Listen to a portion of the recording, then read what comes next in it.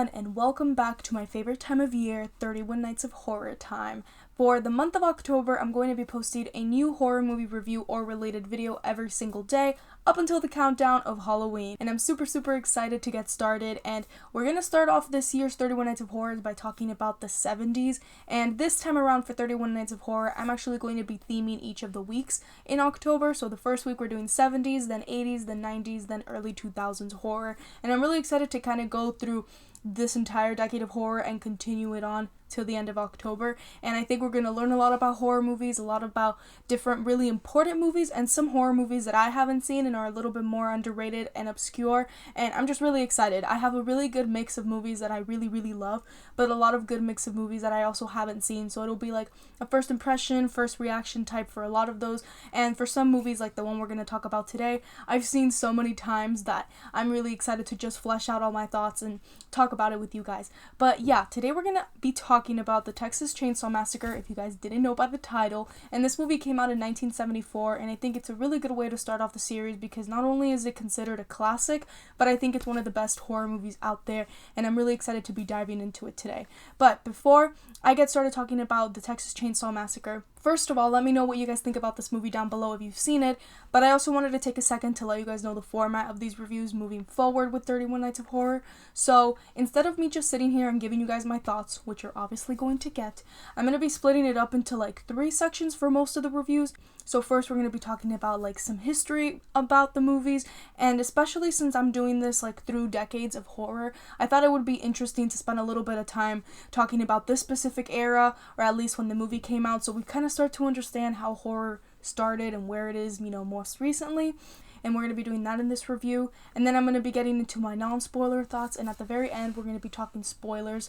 And usually for these reviews I either spoil or don't spoil, but I thought that it'd be really nice to kind of have a balance of both in case you guys haven't seen the movie, but I want you guys to still enjoy 31 Nights of Horror. So yeah, we're going to be doing that today, and I'm really excited. I have a lot to talk about, and I'm super excited to just sit down, relax, and talk about this with you guys. And yeah, without further ado, let's get started talking about the Texas Chainsaw Massacre. So the Texas Chainsaw Massacre was almost released 50 years ago. It was actually released on October 1st of 1974, and this movie overall has a very realistic, almost documentary feel, and it was shot on 16mm, so it has that like realism, gritty, wide kind of feel that I feel like a lot of documentaries have, and some of it is actually inspired by real events, and we're going to be getting into that in today's video. But most specifically, this serial killer, Leatherface, is kind of inspired by a real serial killer, Ed Gein, and I'm not really going to be getting into the similarities and the differences in here, but just know serial killer, slaughtering, you get the gist. And that's kind of where a lot of the inspiration for Leatherface came from. And this movie is directed by Tobe Hooper, who I mostly know, and I think a lot of people mostly know as directing Poltergeist, although there's a whole deal if he really did direct it, because a lot of people are like, was it Spielberg, was it him? But, officially he directed Poltergeist, and that's kind of where I know him from. And knowing Poltergeist, being a huge fan of that movie, seeing him direct this is kind of like a completely different thing, but I really do think that this is his best movie, and we're going to be getting into all of that today. But he also co-wrote the script alongside Kim Henkel.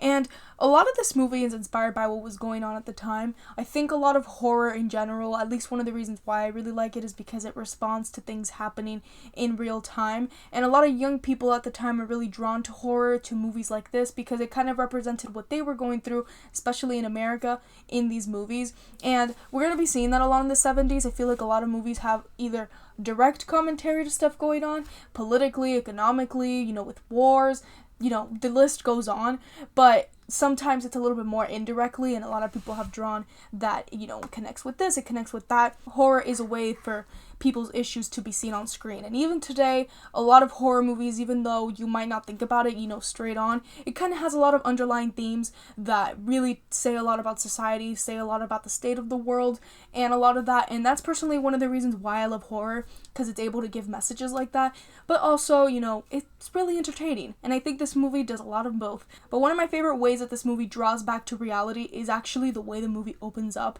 The movie's essentially marketed, or at least opens up with a scroll that basically says, this thing is real that's happening. And it almost reminds me of the Blair Witch Project, which we may or may not be talking about later on in 31 Nights of Horror.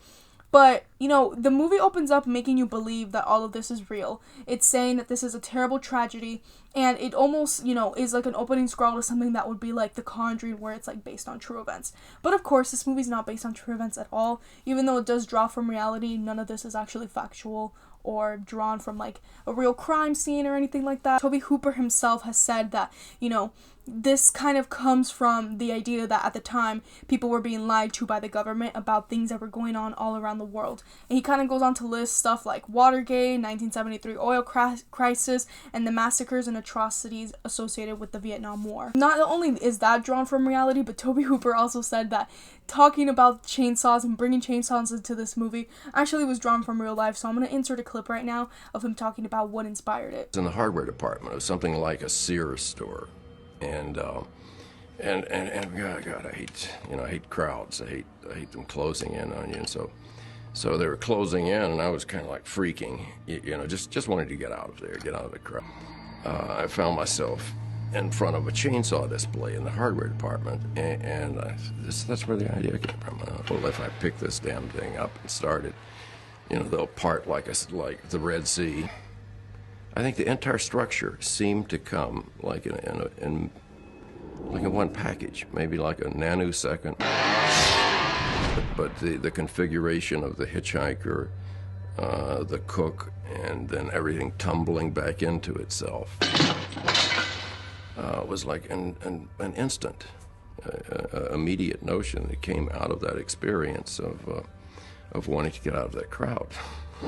So yeah, I think that's really funny that he kind of just like gets stuff from real life and puts it in the movie, both from his personal life but also from stuff going on in the world, in the state of the country at the time. And I think, although maybe the people watching it at the time maybe didn't make that connection, or maybe, I don't know, maybe people at the time thought it was real, people thought it was fake. I think looking back today, it's really interesting how I said at the beginning, it kind of feels like a documentary, or at least the way it was shot, and at the beginning it kind of sells you as this is real. But ultimately, I think what a lot of 70s movies in general bring back to reality is the amount of violence. I think in the 70s is when we really start, in my opinion, to see a lot of violence and a lot of more groundbreaking horror stuff. Like, we have a lot of movies, like The Last House on the Left, which I recently just saw, and by the way, I really disliked, but still, it's related to this conversation. Later on, Halloween, then we have The Omen, Suspiria. A lot of movies that's really like testing the waters with what horror can do and getting more experimental. But with that, it comes a lot of violence and a lot of more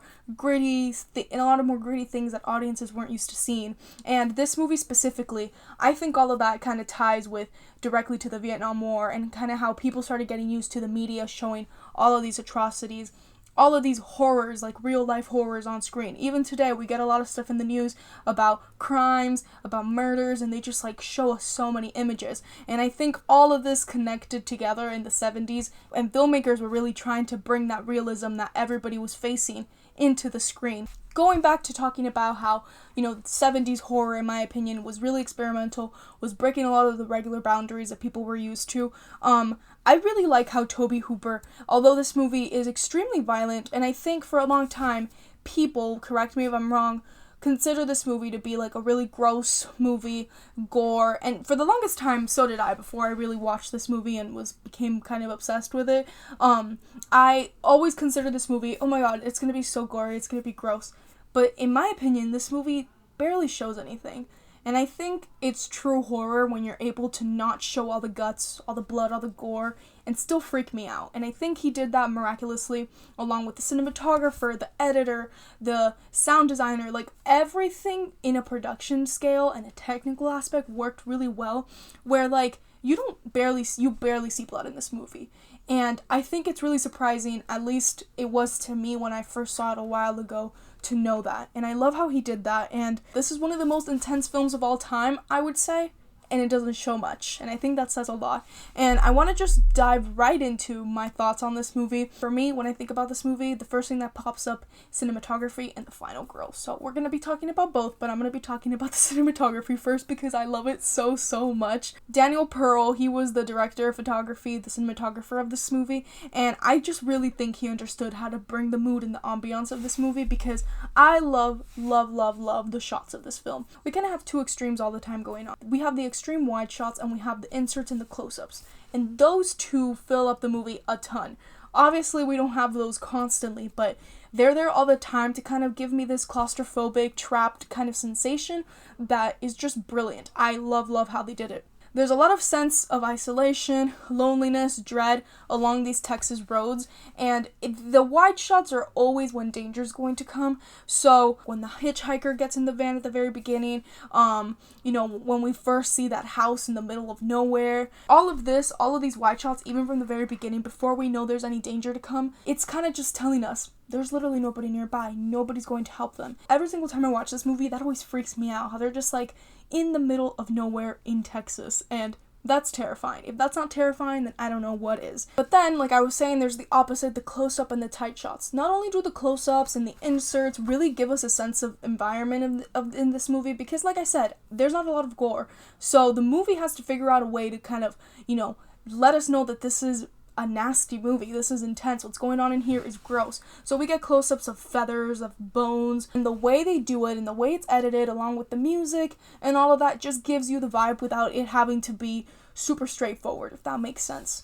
And a lot of the times we kind of get these scenes of the weapons or I don't know if instruments would be the right word to call them, but what Leatherface uses, we kind of get shots of those before they are used, and in a way it kind of like makes you feel more disgusted. Like, for example, there's a scene where a girl basically gets like put on this like, I don't even know what you call it. It's like a little thing that hoops this way, like why can I not remember the name of what that is? But if you've seen the movie, you know what I'm talking about. And he kind of just leaves her there kind of hanging, so she's like gonna bleed to death.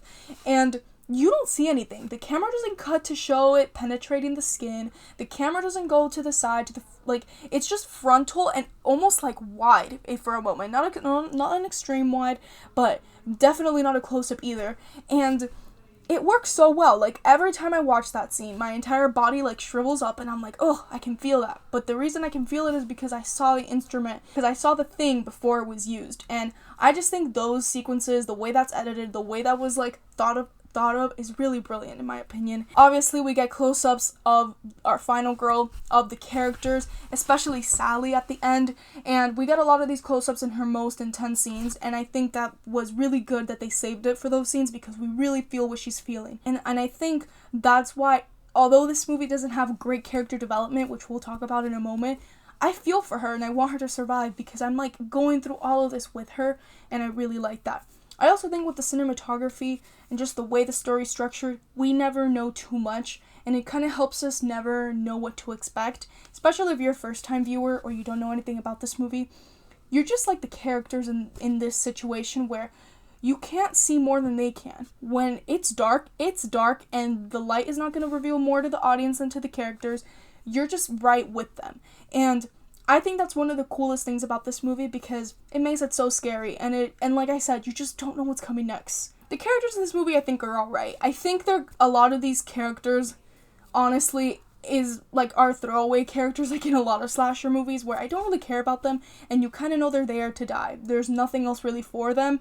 I think a lot of characters you could kind of say are stupid, and that's just a slasher thing, honestly, a horror movie thing, and yeah, I mean, it definitely started somewhere, and there's a lot of times in the movie where you're like, why would you do that? Why would you go in there? But obviously, if they didn't do stupid things, we wouldn't have a movie. But I actually think Sally is a very smart character, and I really like her desire to survive. There's a lot of things that she does in this movie that no other final girl will do, and she is ready to survive, and although I think her character definitely picks up when things are actually happening to her, like Leatherface stuff, and, a lot of more violent things are happening to her.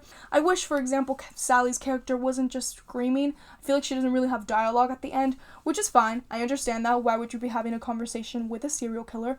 But at the same time, I feel like I don't know these characters, but again, going back to that idea of like the close-ups and feeling her agony and her pain and her desire to survive, I think it kind of makes up for it in a way. I also really want to talk about the sound design of this movie because I've kind of mentioned it a little bit. I love the sound design of the movie. It's like chainsaw noises, but you also have other noises in the background. Like, this movie is so unnerving and so cool, and I just love it. I think everything together, like the editing, the cinematography, and the sound design really bring it. And obviously, Sally screaming, because those screams, I'll never forget. I'm gonna be moving on to spoilers. I highly recommend you to watch the movie and then come back to this section if you want to finish the video, but yeah, let's talk about spoilers. So, I really like the situation going on with the Sawyer family. There's a lot of interesting stuff going on there. First of all, you have this family who we know is like the hitchhiker from the beginning, Leatherface, and then it's like the dad who was the guy from like the shop, and also the grandpa. So that dynamic is just crazy. I think nobody would expect us to feel sympathy for Leatherface, and it's not that I feel sympathy like, oh my god, I feel so bad for him, but there's almost a sense of like this weird family dynamic that's going on, and it like the movie doesn't really ask you to sympathize with these kids, but it almost asks you to understand what's happening to them. At least that's how I view it. It's not justifiable for the actions that they've committed. It almost asks the questions like, are we our own individual or are we the people who raised us type thing? Because if you really think about it in this movie, Leatherface, the hitchhiker, like these people, they've been raised in this family and they really don't know anything else. And although obviously it's a very wrong, I think it's like such an interesting dynamic to have this father figure who literally uses his children to kill because he doesn't even kill himself. And I think that's really interesting. It's a really interesting writing choice to like make this character not want to kill, not want to do anything horrible himself. It's almost like using his own wishes, his horrible deeds, and putting them on his children. Also the grandpa, dude, for the longest time I thought that man was dead, and then on my most recent rewatches I'm like, wait, is the old dude alive?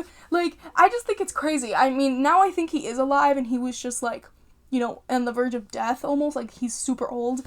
Or they're maybe putting a mask on him. Like, I don't know what's going on with the old dude, but it's freaking crazy in my opinion. I love the scene where they're trying to get the grandpa to like, poof, like hit the girl, or like not hit her, but like kill her to death, like, you know, with the hammer, and he literally can't, and it's so funny. So the entire dynamic of this movie, of the family, is insane, and it's like really funny too, because a lot of horror movies, especially back then, would like critique the American family, like the little white picket fence family, and here we obviously have a family that's the non-traditional American white picket fence type of family. So I think it's even like more pointing fingers at that and like almost like parodying it in its own cruel and like intense way. The Texas Chainsaw Massacre is one of the best horror movies and one of the most insane horror movies ever, and I had to start 31 Nights of Horror with it because, like, what better way to start talking about horror than to talk about one of the classics? And I've never reviewed it on my channel, talking about 70s, and I'm like, this is the perfect time to talk about the Texas Chainsaw Massacre.